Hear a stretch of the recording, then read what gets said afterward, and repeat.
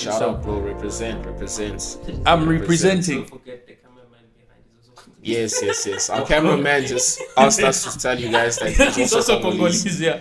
So yeah, bro. Now I'm happy to see this, and I've been seeing this a lot. Yesterday, there was a dude at the first Sunday market sporting exactly the same thing. A couple people at my flat as well. Like I've just been seeing it all over the place. I mean, man, this is the best I can do, at least in support of it. One time, bro. I'm just a boy. Kudos, bro. Kudos. I'm just a boy in this world. This is the best I can do, just to be like, solidarity, guys. bro. Yeah, solidarity with the country, man. The motherland. One time. Yes, so, sir. what do you think about this whole thing? It's a mess, bro. Because we did speak about it sometime. We did. We did. Yeah, you guys can go check out the episode. Check it out. We did. We had some very. I don't even have the words to say, but we had suggestions on how we saw it. But granted, back then it wasn't as grave as it is now. Back then it was just like, you know what, it's getting like a little bit of it's getting the same old. I won't mince my words, because that's what we said. Yeah, it was getting the same old, bro, yeah. and it was nothing new, right? Remember, it was yet another iteration of the conflict happening in the Eastern DRC with the hashtags. You know the hashtags. I'm not gonna bore you with the details. Of course. So we looked at it from that angle, but look, it escalated and it's bad now because now you've got a whole section of our country run by rebels, and it's like, what the hell? It is crazy. It's hectic, bro. I think it was always hectic, all right? I think the media just amplified it, and the whole social media activists and everything just amplified it and took it to the maximum. But it has always been crazy. It's been bad, and it's nothing new, bro. It's nothing new. From the Second Congo War in the late 90s already, this situation was escalating. It's just that it's now like, fine, they've brought it to the spotlight. Has it not been 30 years, bro? It's gonna be 30 years. It's 30 years. Very much soon. It's gonna be 30 years. So if it's not M23, it's this other group or it's this other. But there's so many militias there. Like there's so many armed groups there, bro. It's hectic. It's so scary. But remember, the whole fight is to that. I think we were talking about it. Yeah. What was that thing you talk about? You spoke about the African, the East African Confederation. The countries that want to actually group together. Yeah, and merge. Yeah, and merge. Bro, for me, that's never been a great idea, honestly. And I'm not even looking at it from a patriotic point of view. I'm just looking at it from a logical point of view. Like, you've got to think about these things pragmatically. Like, yes, you've got a country that stretches from one coast of Africa to the other. It's diverse. It can share its mineral resources. It shares borders with a lot of countries. It does. Fine. Sudan, bro. It's a vast expanse of land, but then history tells us that it's very difficult to govern things like that, bro. How many more examples do you need? The Roman Empire, the Soviet Union, multiple caliphates, Genghis freaking Khan's empire, bro. Like, how many more examples do you need for that? It is very difficult. It's difficult, bro. You're not like, how are you gonna govern a huge expanse like that, and you try and unify the place under, it is. And I think what makes it difficult is the fact that every other nation has its eyes on that particular. They want the share of those minerals and resources. That makes it actually very, very difficult. That's the thing. I'm just gonna say it. If it's controversial, I don't care, but then here it is. Do you know what the only thing that Congo lacks, that it benefits from being part of the EAC? What? A coastline. Can a coastline, the benefit of a coastline outweigh the benefit of having resources? No, and minerals, bro, because look, there's ports in and around that area in Western DRC. There's ports in Brazzaville that we could use for trade. But it's not like that's not an active international port. Yeah, fine, you can justify it as much as you want, and yes, there are economic benefits to it, of course, because each of those countries individually have very weak currencies and whatever. But like, the biggest contributor to that will be DRC. Definitely. We're giving up much more than these coastline holders have to bring to the table, because we're bringing, bro, quite a lot. And bro, it has always been the place of, they just want to cut that and merge it to be part of a particular country. If they can't get that, they come up with this, where 3 countries, how many countries are there? More than 5, I think. 5 countries, where these countries merge and somehow share a bond together. So again, it's just to target that particular place, because at the end of the day, they know they're not really offering much to the table. Now, what do you think of the whole thing? Because I read, I think sometime back, I think 4 days back, where he says South Africa and Rwanda go head to head over DRC Congo war. What do you think of that? I saw there was a spat with Kagame and Ramaphosa. Yeah. I saw that. It tells you two things. One, that this conversation is very uncomfortable for the leader of Rwanda. And two, that the ego of people in power is a lot more fragile than we think it is. That's true. Because, like, look, if, let's say, right, allegedly, the Rwandans aren't funding M23, right? Why would... Did they say they're not funding? Well, Are that's... they denying it? Yes, they are. They have been for the longest time. Oh, wow. They're not funding them. For the longest time. Wow. Despite proof from multiple reports from the EU, from the UN, So from who's the funding US, them? Lord knows who's funding them. With high-tech weaponry. Like, these guys have weapons that are so advanced. Like, modern weaponry. These guys aren't just like a bunch of random dudes with guns. No. They professionally trained militias, bro. Like, high-tech weaponry. Makes a lot of sense. Where are they getting the money for that? Oh, could it be a coincidence that they're operating in a zone full with minerals that are crucial in this day and age to the just energy transition, to manufacturing semiconductors, to manufacturing so many different things?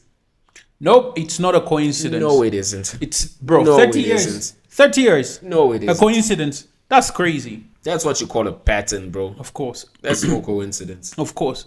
So, yeah, the whole... I don't know why he's calling out Cyril, because Cyril sent the SANDF to go on a peacekeeping mission. Yes. Right? And yeah, people lost their lives because it's a war zone. You know, It is. Condolences to those families who are mourning their loved ones. However, we must understand that that's what happens in war, right? People die, unfortunately. Which is true. And we lost some soldiers. And, you know, I think... I don't really know what the spat's about. Like, is the SANDF would have been humiliated that, you know, they succumbed to terrorists or whatever, and they weren't able to repel their weapons. And then Kagame calling out Ramaphosa saying, you know, if they want conflict, we're ready for that. Like, what's that all about? Okay, so it's basically as the rebel. This is what the BBC article says. As the rebels gained the upper hand in the battlefield by capturing most of Goma, of course, like we stated, the biggest city in the east, South Africa fired a diplomatic salvo warning that further attack on its troop would be considered a declaration of war. So you see who declared it? No, but that makes sense. Which is okay, because the thing is, the people that went there, peacekeepers. Peacekeeping mission. Peacekeepers. Yeah. So they're the mediators. But now, imagine the mediators are now getting killed. Of course. It's gonna, bro. Of course we're gonna declare war. Bruv, wars have been declared for things way less significant than this, bro. Wars, global conflicts have been declared for things way less significant than this. You're killing a country's soldiers, whether or not it's on foreign soil, bro. Bro, these of course they are soldiers, right? They are in the army. But they didn't go there with guns. They went there for peace. Well, they did go with guns. I know they went there with guns. Yeah, but their just intention wasn't to like escalate the situation. It was to de-escalate the situation. Yeah. And they got caught in the crossfire. Exactly. Then Then of course the president Paul actually retaliated or hit back by accusing South Africa of being part of a belligerent force involved in offensive combat operation to help the Congolese government fight against its own people. Does that make sense? People? Does that make sense? Its own people? Who are these people that we're fighting against that belong to us? I'm really not sure. Is it the same guys, running around with guns in Goma? Those are our people. Yeah, those are our people. Yeah, apparently. Wow. Apparently. Hectic. So terrorists are our own people now. Yes, yeah. I spoke with the president of South Africa, who sought me out to speak with me on this matter because of their involvement in Eastern Congo. And he's also there pretending to be playing a peacemaker role. And he has a force that has been fighting alongside FDLR and has been fighting the M23 on the instructions of Tshisekedi, because these are people who are not supposed to be in Congo, that these are from Rwanda, or the M23 are not Rwandans. Please. These are Congolese, and one time he accepts it, then another time he says no, part of it is yes, and then the other part is from Rwanda, and these are He keeps on going. And how do we, leaders of our own countries, accept this to go on forever and just accept that we shall be manipulated by Tshisekedi or whoever is supporting him? We consider that, yeah, terrorists. There are, I don't know. Last time I checked, I didn't see in my citizenship there. I don't think it includes. There's no clause that says if you're a terrorist, you should be part of the country. It is. How is that? Yeah, I don't understand, bro. It is so crazy. I mean, the whole war between is it Rwandans or Rwandanese? Rwandans? Yeah, Rwandans. That's the technical term. Yeah. And Congolese has been going on for years. How, if they call you a Rwandanese or Rwandans, you get so offended as a Congolese person? I've never been, bro. Honestly. No, but yeah, in general. But remember, in general, like that's the insult. Like when they say, yeah. When they want to invalidate you as a Congolese person, they do call you a Rwandan, which is pretty messed up if you think about it. No, but then again, it just depicts and tells you of how long this war has been going for. It has been, bro. It has been. As for an escalation, as in like war breaking out between South Africa and Rwanda, I don't really see that happening. But, okay, my conspiracy theories. Rwanda is backed by the US as well. The US is playing in the background, right? And so far, we've seen what Trump is doing. Yeah, tariffs. Yeah. Tariffs. No, tariffs. If you're part of the BRICS. Trump is firing warning shots on South Africa in terms of land expropriation, using land expropriation as a pretext for other things. He didn't get too specific about what the other things might be, but we can certainly surmise. He says this warning shot gives us the opportunity to engage and to deal with the land expropriation issue. While we are not desperate in terms of aid, we owe a process of engagement given the status between the two countries as strategic partners. We'll put the facts on the table. So you think the US is not backing up? If it is, it's the old administration. I don't think it's the Trump. Old administration? Yeah. Bro. It has to be, bro. Look, personally at this point, I do not trust nobody. Everyone is under suspicions. We do not know what's happening in the background. A lot of people are suggesting that this is just a form of destruction from something bigger that is happening. That could be happening. Because all of a sudden, look how it shifted. We were in the Middle East. Yeah. No. We were Russia and Ukraine. Yeah. It shifted. Middle East. Now Central Africa. What's next? We don't know, right? Yeah, the cameraman is suggesting that Kagame is coming down here. Many people are suggesting that we might be seeing the phase out of Kagame through this process. What do you mean? The phase like, out? I don't know. Has somebody noticed that Paul's been in power for like 30 plus years now? I know. Yeah. He doesn't have no challenges. Paul is basically the king of Rwanda. Yeah, but like, look at it this way, right? Let's play a conspiracy theory for a little bit. Mm-hmm. Suppose Paul is supporting the rebels in the DRC, right? Mm-hmm. This means he antagonizes a lot of people simultaneously. Yes. Okay? Yes. And that means he has very few regional allies. Yes. We don't know about international, but regional allies. Very few. Very, very few. Yeah. What if those regional allies or those regional enemies team up, and the same way they got Mobutu out, they get him out?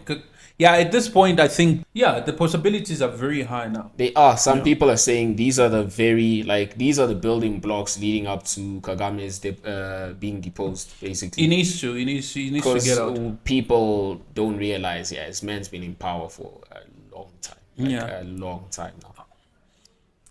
Who are our allies? Who are our allies as Congolese people? Do you know what I think? What? I think we are our biggest allies as it stands, right? Us only. No, not us only, but the impetus to change and the impetus to move forward needs to come from within more than anywhere I else. do get it, but like I mentioned, I'm just a mere boy. You're just a boy. I get it, yeah. Think about it. But there were times where the underdogs, the people who had no power, rose up. And as a result of them doing so, they achieved some very, very unprecedented things. Which is true. Yeah, But the power that be, bro, if they've got their eyes on something, at the end of the day, they will always try and. But like that's how it works, bro. But we've seen it, right? Think of the Russian Revolution, for example. Extreme example, of course, but in a few short years, that revolution undid centuries of monarchy Yes. in Russia. How long was it? 5? Yeah. Was it 5? I mean, think about it, bro. Kings, they always had tsars and kings for thousands of years. And then in what? 5 years? Boom. Gone. Done. French Revolution. Kings for hundreds and hundreds of years. 3 years. Granted, it was a very violent 3 years or whatever. But you get me. I'm not saying this to paint a picture that we must be absolute barbarians and kill everybody who doesn't go for our country. But we have the power to change it, I believe. No, which is true. I do believe we have the power, but bro, I don't know. This whole thing, I think even in the previous video, I did express this. To say this whole thing, I just don't get it. Like, at the end of the day, the ones that lose, common people. The common man does lose quite a lot, Because bro. are you telling me there are presidents, people in power that are just seeing this and they're just like, Who knows? it does not make sense. No, it does not make it sense, doesn't. bro. It It does really not. doesn't. It Personally, really doesn't. I'm, in as much as politics, I'm well acquainted with it to a certain extent. But at the end of the day, you just ask yourself a questions like there are many powers that be presidents, powerful presidents in first world countries who can actually just come and conclude to say, no, let's stop this. That's it, and it concludes from there. Why is I don't think we need outside influence. I think our leaders need to say this is a state of emergency, deploy the army, and use any means necessary to quell the rebellion and absolutely stop M23 in its tracks. well, of which I'm glad SA did that though. But why do They we tried. need SA to go do that on our behalf? No, but the good thing is we Africans, no? Yeah, fine. So we have solidarity. Yes. Great. We have, Beautiful, which awesome. is a beautiful thing. We're 'Cause not complaining if at all, not right? African countries helping us, who else will assist us? The Russians. They will need something in return, no? Well, I guess. If they're gonna need Yes. things in return, then what's the point? But they did the same thing in the Sahel, right? Chad, Niger, Burkina Faso. Yeah. But still, bro, that means we are still bound and we are still like at the mercies of a specific first world country. So we can't, or we shouldn't try and solicit help from first world powers. Yeah, I think, don't you think we have, together as Africans, we have enough military force Yeah, to stop a to rebellion stop that? in Congo. Yeah. I do believe we can. So? Yes, Yeah. 100%. But then war is an economic endeavor, first and foremost, right? Exactly. So there are people behind this. Yes, that benefits. And first world countries are actually behind this. Could be. It is. Yeah, no, look, if you connect the dots, It is. it It is. It makes a So lot of it sense. is. And there's a lot of everyone is just quiet. Yeah, there's just a lot of shock value. Oh my gosh, I can't believe this is happening in 2025. Oh wow. Hashtag pray for Congo. And it ends from there. Bruv. There's a high probability if something somehow bigger, magnified by the media, comes up, we'll turn our eyes from Congo to that thing. Again, as it always happens. And it moves on like that. And, And guess what? yeah. The war continues here. So The rebels would still run Goma. They'd probably try and expand even more eastwards, westwards, I mean. They have plans of getting to Kinshasa. I mean, that's a scary prospect at best, bro. Like, I know it is scary. you know why? Because it's happened before. Kabila did that. He invaded from the east and went all the way to Kin, and that's how he took over. People forget that can actually happen. So It's like, possible. the question now becomes, how long do we ignore this, right? Because it's seemingly ignored. Like, how long?